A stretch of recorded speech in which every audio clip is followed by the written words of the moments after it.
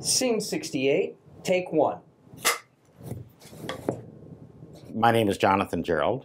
I came to Los Angeles from San Diego in 1989. I was working in television, and I heard about Cocolas.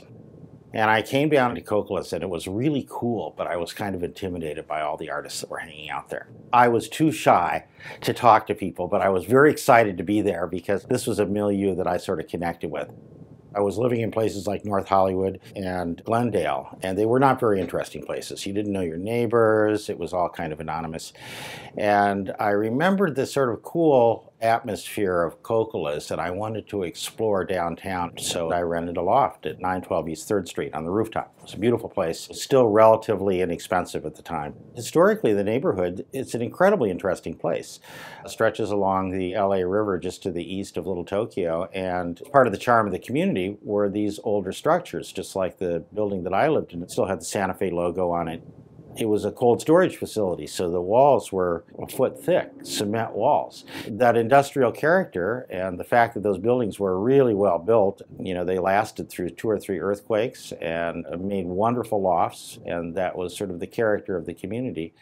The day I got my loft and moved in, I stood on the rooftop and looked down at the intersection of Hewitt and Traction, and I saw this huge bonfire, and it was the wake for Don Jones. So I literally came in at the end of the Don Jones era, just missed him. In the building I lived in at the time, it was a live-work building. You had to be an artist to live there. Most of the people in the building were genuinely artists. Not all of them derived their primary income from art, but many of them did. And I somehow contrived to convince people that making documentaries for the History Channel was an art form. It's kind of a leap.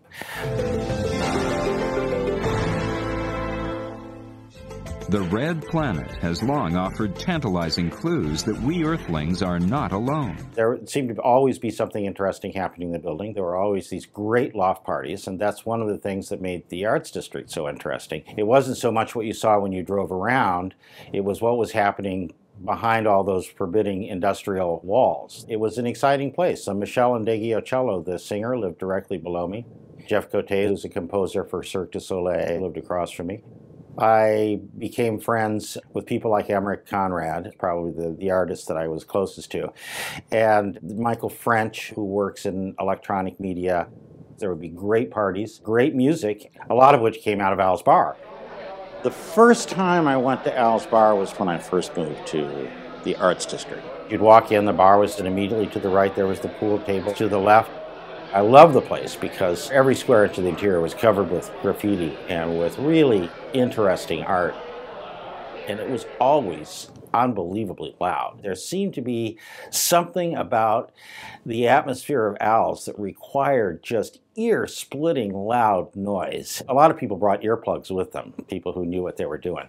I remember sitting at the bar and looking at this great print that somebody had done, the Artist Crossing sign, which looked like one of those signs that you see down in the border by San Diego with people fleeing across the road. In Al's, it was free artists. You know, the guy had a beret, the woman had paintbrushes in her hands. It was really funny. And then in the far corner, there was a sculpture that just mesmerized me. I thought it was the coolest thing I'd ever seen. Later on, I found out it was a crankshaft encased in clear plastic of some kind, and it was a work of Richard Kessler. He was a wonderful, crazy artist in the community. There was a little air shaft where you could go out to smoke, and there was always somebody, at least 2 or 3 people out there smoking dope. And I swear those bricks were imbued with so much marijuana you could still smell it 10 years later. Of course, I was there at the end. The Baroque era, the great punk era, had already ended by the mid-90s. I guess it was around 2004. I'd sort of risen to the top of my profession as a producer of documentaries for the History Channel, and having lived in the Arts District, I really wanted to try to get more involved in the arts, and I created a nonprofit together with Tim Keating and the artist Lucy Jensen, the point of which was to try to find strategies to preserve the community as a true arts district. We saw many artists leaving because rents were going up. And the money we raised through the nonprofit was used to create installations, to support Padua Playwright plays, to create annual arts events like Winterfest, and has been very successful. I was no longer making big TV bucks, and I was really, really broke. I could no longer afford that loft, and I wanted to stay in the Arts District. So, the alternatives were the American Hotel and the American Hotel. So I got a room in the American Hotel. I was there for about 6 months, but it was intensely interesting. Emmerich lived down the hallway. Brigitte Moose was on the same floor. Tashiana was there. I mean, my God, it was incredible. There were fights in the hallways. It was a dangerous combination of artists and people who were down and out. It was just a classic urban environment. And the great thing about the space is that you really wanted to get out. It was nice to be there with those people. It was an interesting environment. As a part of the community, it's sort of a badge of honor to have lived in the American Hotel for a brief period of time. Bedlam was over on 6th Street, and for a long time it was really the heart of the arts community. It was a total speakeasy. The downstairs was enormous. They would have drawing workshops downstairs, and you'd get 50, 60, 70 people with their drawing boards drawing the nude models who always had some interesting costumes, boots and Nazi hats. It seems to stick in my mind for some reason. And then over in the back there was a great bar downstairs, totally illegal, of course.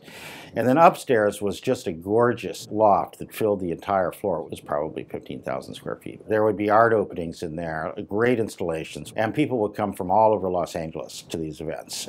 Writers, Hollywood celebrities.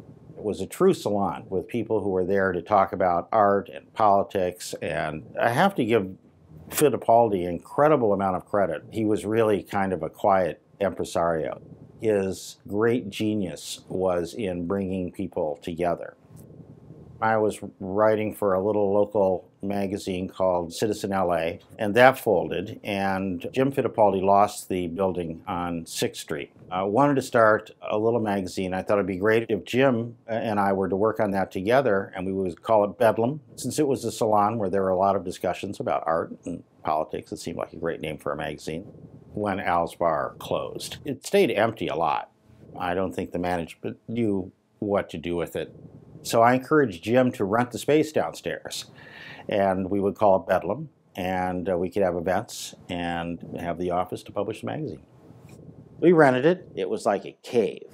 There were problems with water, there were problems with electricity, there were problems with everything. And Jim, like Tom Sawyer and the white picket fence, he managed to get a lot of people to come in and help him out. And eventually it was a very livable place where we had a main office, which was where the bar area was. And we would make space available for events. And to develop the money necessary to get the first issue out, we were renting the space out for filming, a lot of pornography, which was great fun. The problem with supporting the space and getting the magazine off the ground was having events in the space, which made it possible to pay the rent. It became difficult to do because every time we played music, the tenants of the American Hotel would call the police, and we'd have to shut it down. That became a regular fact of life there, and it became kind of a drag. And we managed to produce exactly one issue before things fell apart, and we had to give up the space. I became friends with Joel Bloom, the irascible owner of Bloom's General Store, who is also a writer and a veteran of Second City. Bloom's General Store was the heart of the neighborhood. It was a hangout. It was probably one of the most poorly run general stores I've ever seen. It had lots of magazines, lots of cigars, cigarettes, candy. He rented cassettes and then later DVDs. He ran it all himself in a haphazard way, and he had a bunch of employees that stole from him all the time. But he was like the kindly, ill-tempered father of the neighborhood. I think there can be a thriving arts community here. You'd go into a store and you never knew what mood he was going to be in. And if you asked the wrong question, he might say, "Get out of here, doofus." You would come out in the morning and he would be cleaning the sidewalks. Long before there was a business improvement district, there was Joel Bloom. He took care of the neighborhood. In fact, he named the neighborhood. He lobbied for this to be created as a separate neighborhood. It has its own name. It's an official community of downtown Los Angeles, thanks to Joel Bloom. When I first got involved with Joel, I was still living in 912 East 3rd Street, and next to that was a huge vacant lot. LAUSD was going to take the lot. They're going to put a giant food storage warehouse there, huge. So there would be trucks coming in the morning delivering produce and meat and all this stuff. Of course, the population of rats would be horrendous. And Joel led the protest to stop that. And it was a really interesting experience in local civic politics. We packed the auditorium at the LAUSD headquarters over on 1st Street. when the question of that issue arose. There were several speakers, and after we were done and they moved on to the next issue, the entire audience stood up and walked out. It was very impressive. Joel found all kinds of things wrong with the plans that they had, and they looked at it and reviewed it and realized that we were right and this was a stupid idea, and they just dropped it. It was a wonderful triumph for the community. Change is sort of the constant in this area. I came in sort of at the end of the really inexpensive loft era, and it was an informal, relaxed environment where people could have bonfires in the street. There's some rough edges, and I think in a creative community you need those rough edges, and the American Hotel is the capital of rough edges. The thing's 100 years old. It's two buildings cobbled together. There are fabulous artists who have stayed here, who have lived here, who have turned it into creative space. And the reason they were here is because their neighbors were artists, and the guy across the street was an artist, and they all knew each other. I mean, Paul McCarthy painted with his penis in one of these spaces. It should be reserved as a historic space for that alone. The current owner, I think, is somebody who has the interest of the community at heart. Hundreds of people would come out of the woodwork to save that building. One of the greatest things about it is that it's a haven for people on low incomes who want to continue to be part of the art scene, maintaining it as a place for young people and for artists to stay and for people with rough edges that help give the community its urban character is really important. If it turns into a Chi-Chi West Side neighborhood, then I think we've lost a lot of the character that is personified by the American Hotel. Mark Kreisel was the crazy impresario who bought Al's Bar and turned it into an extremely successful venue that was really the West Coast CBGB's. Nirvana played there. It was an incredible and important place. Some might say perhaps in spite of him. I would say perhaps his genius was a form of benign neglect. But nevertheless, he deserves credit for that, at least.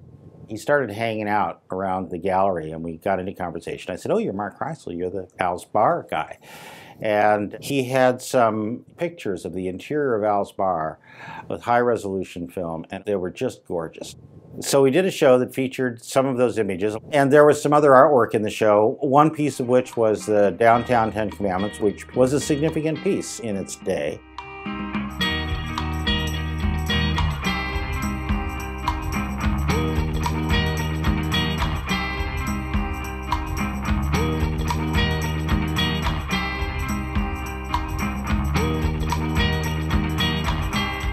And he made some very interesting pieces that were actually little hatchets that he called Al's Bar management tools. A lot of people came by to see them, although some people warned me not to get involved with Mark. And I said, what could go wrong? It's just an exhibition. As a consequence of that show, he sued me. To be honest, having a conflict with Mark Kreisel is sort of a badge of honor in this community because, I share that with many people. I have to say I won the case, and all I got was this lousy t-shirt. Cut.